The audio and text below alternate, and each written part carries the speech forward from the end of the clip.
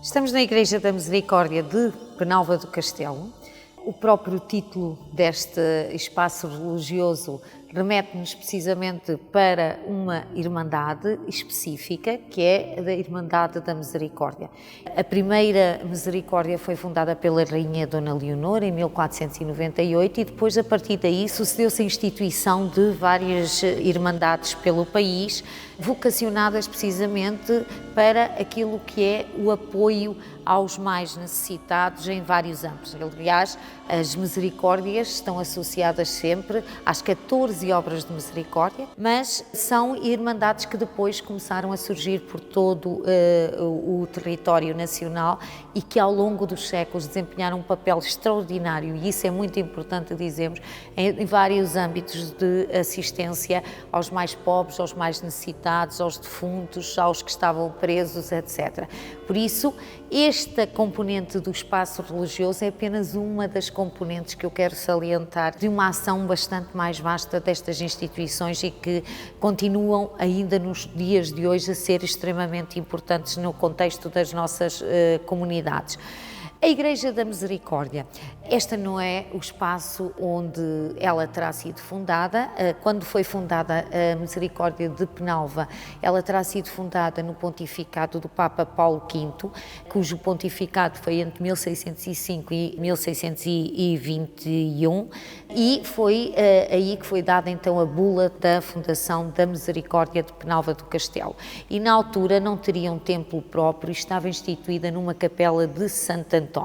Eu deduzo que esta capela não seria uma capela autónoma, seria sim um altar de Santo António na igreja matriz, portanto, que é na igreja paroquial, que é a igreja da Ínsula. A construção de um templo, que é este espaço que temos aqui, e com esta dimensão também é expressiva do alcance e da importância que esta Irmandade depois alcançou em Penalva do Castelo, não é? E só ocorreu nos finais do século XVIII e inícios do século XIX, sendo que terá sido um processo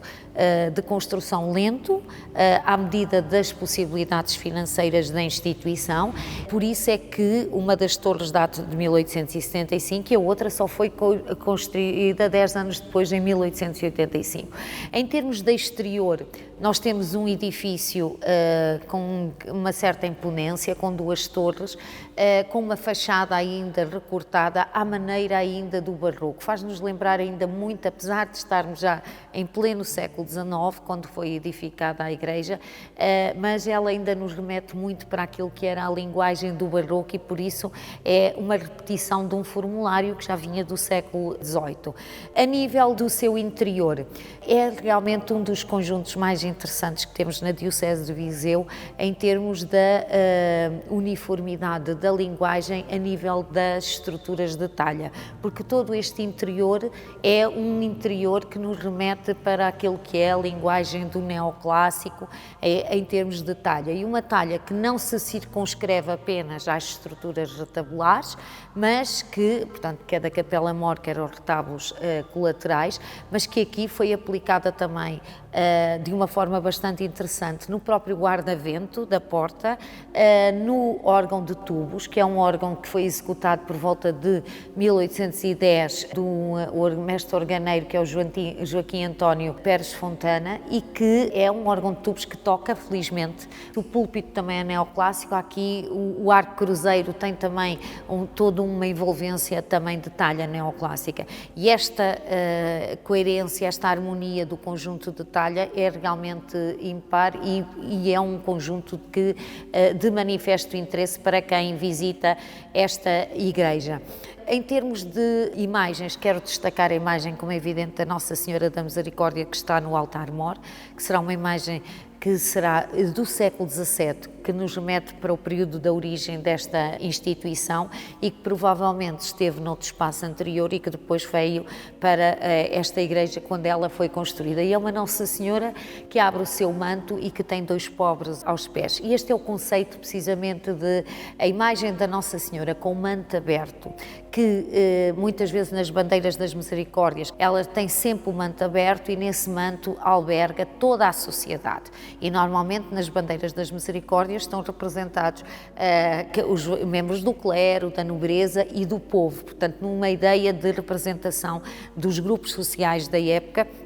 ali todos debaixo do manto protetor de Nossa Senhora. A nível do espaço interior, a questão de destacar a componente do órgão, que é um órgão ibérico, para além dos tubos na vertical, tem estes tubos na horizontal e por isso é que o diferencia, e com a sua tribuna. É um instrumento que vai tocar aqui para a Assembleia, que ela brilhantava, como é evidente, as cerimónias, mas que era também um instrumento que ainda hoje é utilizado para concertos e por isso assume aqui uma vertente também cultural bastante importante no contexto deste espaço. Hoje em dia vivemos numa sociedade onde há muita comunidade e muitos visitantes que não são católicos. As igrejas hoje em dia também devem assumir essa vertente, nós entramos aqui e para os crentes, como é evidente, é um espaço onde nos sentimos especialmente próximos de Deus, mas é um espaço que interessa também aos não crentes, porque aqui está representada também muito daquilo que é a produção artística característica deste território, não é? Há uma produção artística que é expressiva de uma fé, mas por outro lado uma produção artística que é representativa de várias sintaxes estilísticas, não é? Neste caso predomina aqui o neoclássico, e essas sintaxes estilísticas são expostas aqui, são a vertente cultural. E é muito importante que, e hoje a Igreja adaptou-se a este contexto, no sentido de que quem visita este espaço possa realmente fruir também desta ambiência. Vamos agora subir para o núcleo museológico que está no andar superior e que complementa precisamente este espaço, porque para além das celebrações dominicais, para além das celebrações com exéquias, nunca podemos esquecer que há toda uma série de outras celebrações ao longo do ano e que as Misericórdias foram das grandes promotoras precisamente dessas celebrações, nomeadamente muitas delas associadas à paixão e morte de Cristo e cujas peças estão precisamente no núcleo museológico e por isso os dois espaços acabam por se complementar. Como é evidente, aqui congregam-se essencialmente peças e elementos documentais que nos remetem para aquilo que foi a história, a vivência religiosa e também a sua ação do ponto de vista social ao longo dos séculos. Este espaço museológico divide-se em 3 núcleos. A primeira sala é precisamente dedicada à história desta instituição. No entanto, o painel de entrada, onde temos o brasão da Misericórdia, integra precisamente a informação sobre as 14 obras de Misericórdia, são 7 corporais e 7 espirituais, e que constituem precisamente aquilo que é o sustentáculo da ação desta instituição ao longo dos séculos. Depois temos a reprodução de vários documentos de especial relevância, quer do ponto de vista da construção do edifício, quer do ponto de vista da entrada dos irmãos, elementos que nos dão alguma informação sobre a origem e a evolução desta instituição desde o século XVII. Tem também informação sobre a fundação das Misericórdias após a Rainha Dona Leonor, mas sobretudo desde o século XVII até ao século XXI. Faz parte também desse espaço um elenco dos provedores da Santa Casa da Misericórdia. É muito importante, são nomes, mas estes nomes têm por trás homens que realmente deram muito de si para a existência não só desta igreja e deste espaço no museológico, mas de todas aqueles que são as várias valências que estão associadas ao funcionamento desta instituição, nomeadamente de apoio aos mais fragilizados da sociedade. As outras 2 salas vão apresentar essencialmente peças de arte de épocas bastante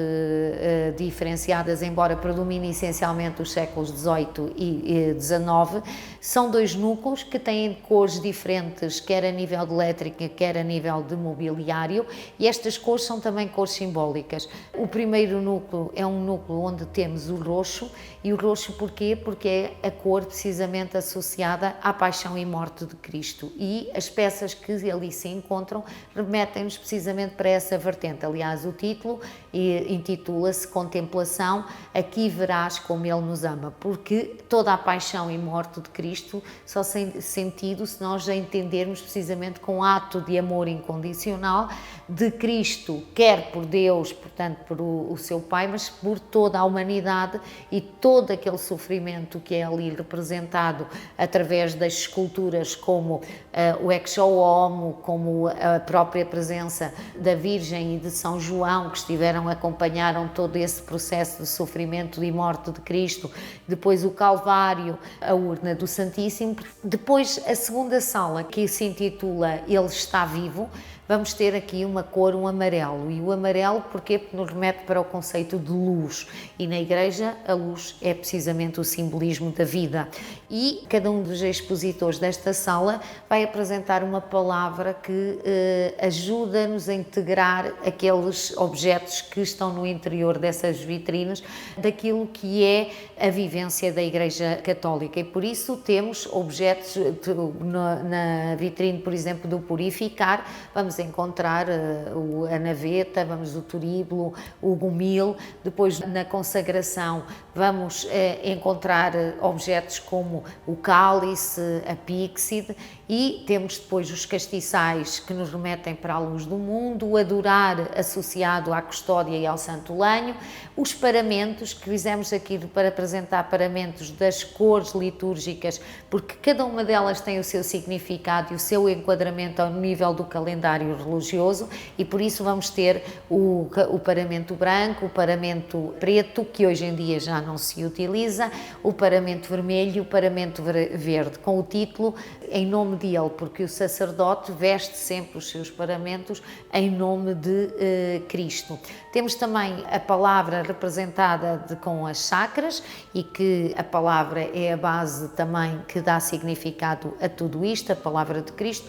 e depois o andor. A presença do andor remete-nos já para uma fé que não se circunscreve, não é, ao interior, e as celebrações não se circunscrevem ao interior destes espaços da Igreja, mas que é uma fé que é levada também para o exterior através de alguns dos rituais, como por o caso precisamente das procissões. E associada também às procissões estão as bandeiras. Temos 3 bandeiras da Misericórdia, com a bandeira principal com Nossa Senhora, aquela mãe que no seu amor imenso vai acolher todos sob a proteção do seu manto. Embora seja, portanto, um espaço não muito grande, mas é representativo do magnífico património que aqui temos preservado e que é expressivo daquilo que foi a história ao longo destes séculos da Irmandade da Santa Casa da Misericórdia de Penalva do Castelo, e que continuará com certeza, se Deus quiser, por muitos mais séculos. Por isso aconselho a uma visita.